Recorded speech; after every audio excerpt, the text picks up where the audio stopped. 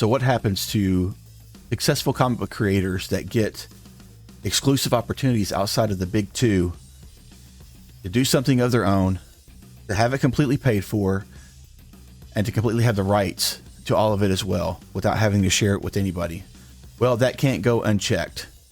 That can't go unchecked at all. That has to be scrutinized, and y'all have to be drawn down and pulled down like a bunch of crabs in a bucket, because now apparently Substack is the new purity test by which so many of these comic creators are being judged and judging others.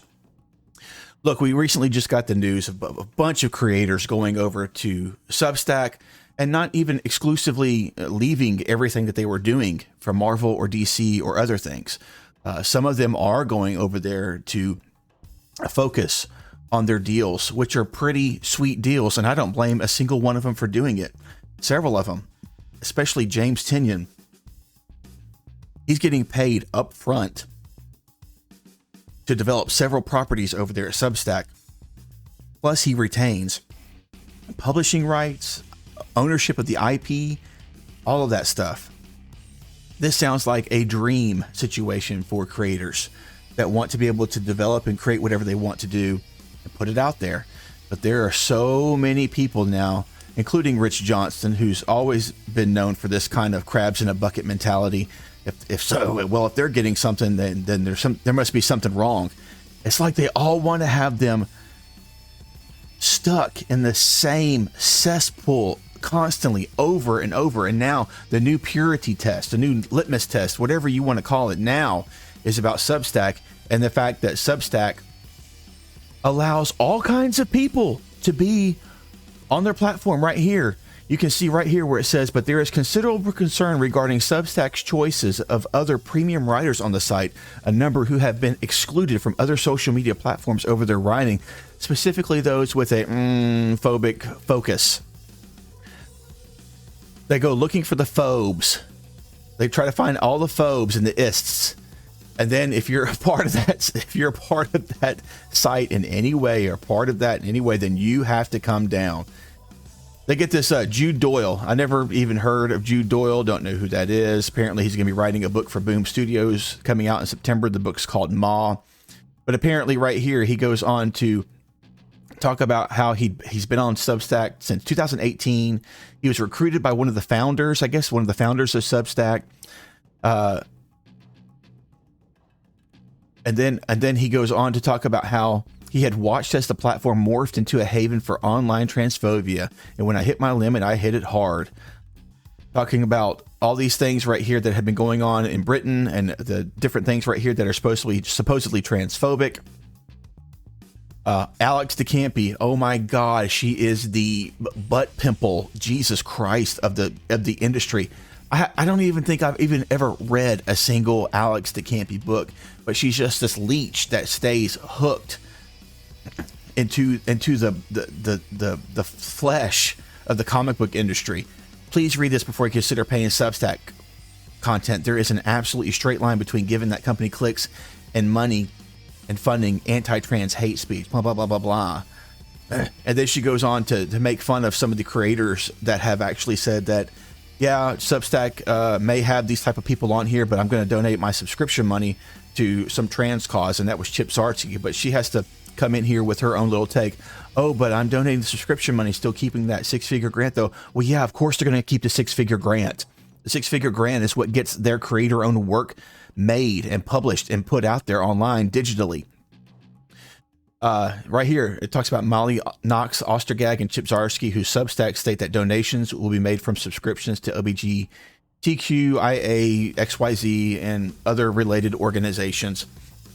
You know, that's fine if they want to do that. I think they're shooting themselves in the foot and they're idiots for doing that. But, of course, they can do whatever they want to do. And then we get Alejandro A. Arbona tweeted out, this Substack thing leaves a foul taste in my mouth. Creators may want it as a way to talk to readers directly and grow the reach of comics, but all I see is a short-lived cash grab, and I'm not about to pay for a newsletter as costly as a movie streaming site to read one comic. That actually is a good point, and I'll elaborate more on that further. I hear Substack is bankrolling their creators' first year while they attract subscribers, so every exciting "I've teamed up with Substack" announcement you see just represents them cashing a big payday and asking you to sign up so that Substack won't take a bath on their deal. Again, it's like you can't have success. You have to have your success within an approved funnel of success. It has to happen this certain way. Mark Andraco replied, "I cannot see this business model succeeding." More on that in just a moment. I hope it does, but the odds are not in their favor.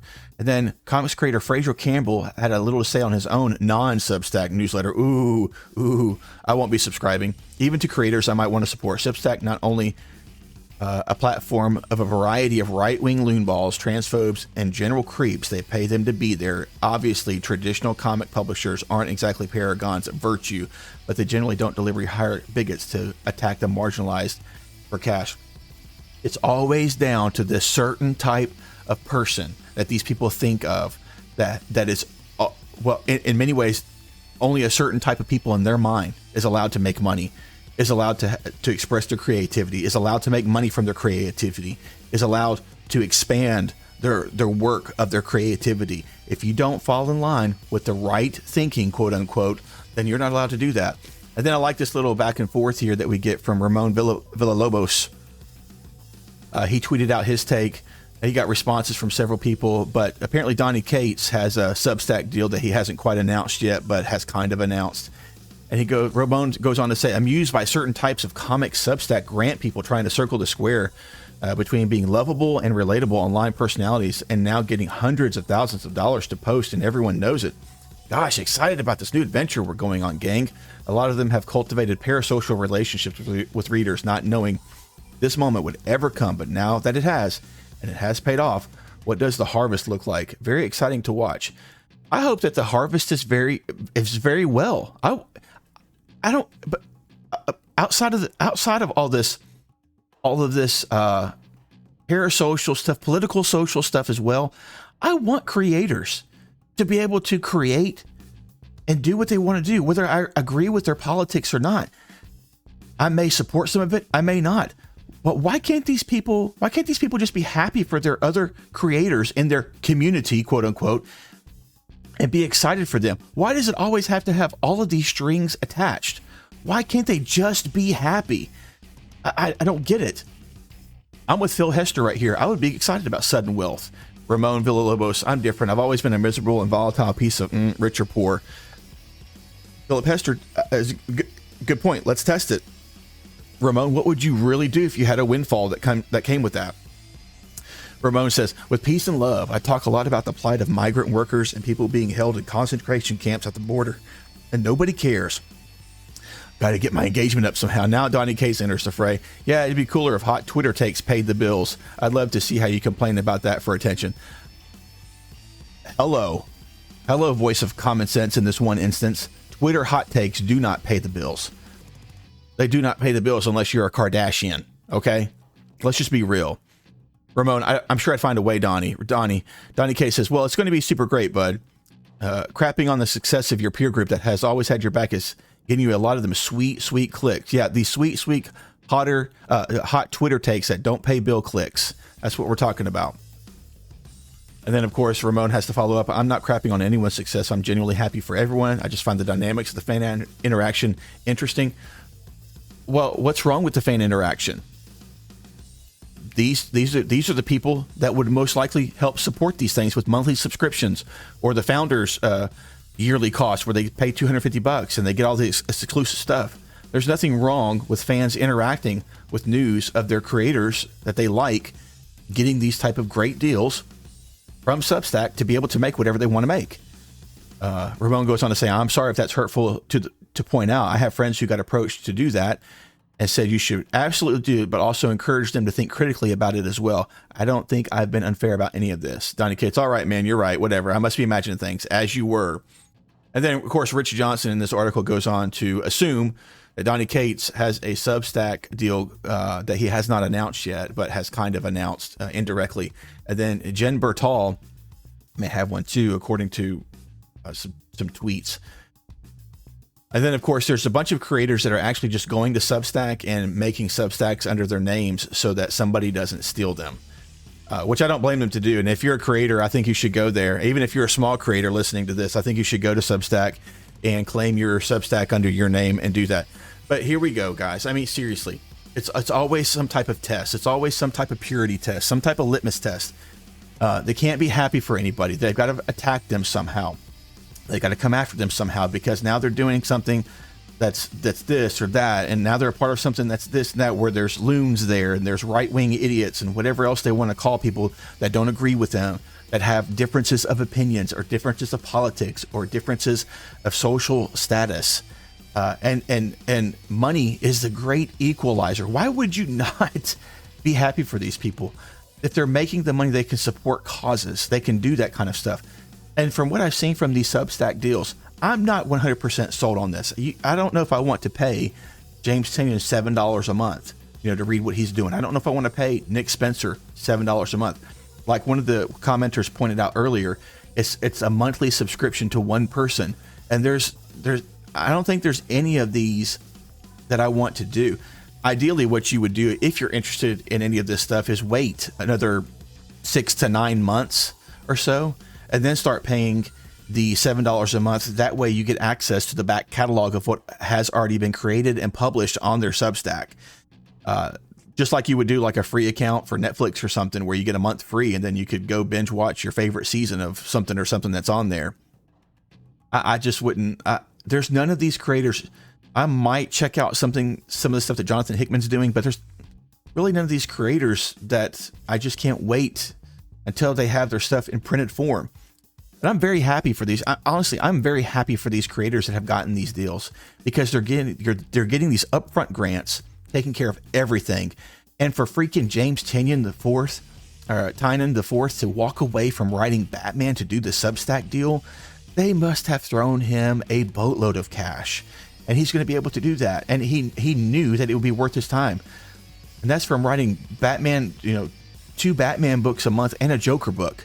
I mean, those are some of the most well-known and renowned characters in comics fandom. And he's walking away from that to be able to do his own thing. Of course, he's had success with other stuff too, and I'm glad for his success. But this is crazy. This is crazy. And I expect no less from Rich Johnston, who goes out of his way to make. I mean, we had this whole detailed links and everything. We got to have all this stuff that we have to point out. This is crazy, man. Why can't you just be happy for people? Why can't you just be happy for them and see what happens? They're going to get to create it up front. It's not going to cost them a penny out of pocket. They're going to be able to pay themselves and the creators that are working with them very well. And then they're going to be able to own everything afterwards. Own it all. Substack is not taking any of the intellectual properties from what I've seen in almost all of these deals. I don't think there's one yet where Substack is taking any IP from them. So to these creators that are doing this stuff, I say good for you. I say good for you. Of course, they're going to come after them for Substack because of Substack. They don't come after them for having presences on Twitter or Facebook or YouTube or any other places where there's phobic focuses of some kind, or there's other right-wing loons or any of that. What do you say to people that are making money off of YouTube? I mean, come on, it's such a hypocritical way to look at things. And how dare you act so holier than thou and mightier than thou, because your fellow creators are actually getting a chance to do stuff that they really, truly want to do, that they own 100%. That is 100% them, and that they own 100%. Do you think with the work that James Tynion is putting out, probably even Jonathan Hickman, maybe even Scott Snyder, don't you think those creators, and probably even Nick Spencer as well, they're going to have the alphabet community represented in their work? It's just going to happen. It's just gotten to a point now where you can't not do that, apparently. And if they want to do that, fine. The stories will sell themselves if they're any good. To these creators, Nick Spencer, James, Jonathan Hickman, all these guys, I say good for you. Forget all these people that are trying to pull you down back into the mud, back into the cesspool of living paycheck to paycheck, or not even having work at all. For some of these people, forget these people. Break free. Have confidence in yourself, have confidence in your ability, have confidence in your work, have confidence in your creativity. Go forth and do something and create your own stuff. I say go for it. Guys, tell me what you think down in the comments below. Is Substack now the new litmus test? Is it the new purity test? Is it something that you think that these people should be judged against for bettering their lives, for bettering their careers, for bettering their creative outlets and opportunities? I don't think so. I don't think so. It doesn't matter where you go. There's going to be people that you like and dislike on any platform of any kind. Even working at Marvel and DC, as much as they've tried to thin the herd, quote unquote, there at those places, there's still people there that are probably hated, but they're just silent because they don't express their ideas like everybody else seems to be able to get to if you're on the liberal side or the left wing side. I say good for these creators. I say go for it, go do it. Guys, tell me in the comments below what you think about this Substack controversy. Thanks for watching. Thanks for listening. Please give me a like and subscribe if you haven't already, and we will see you in the next video.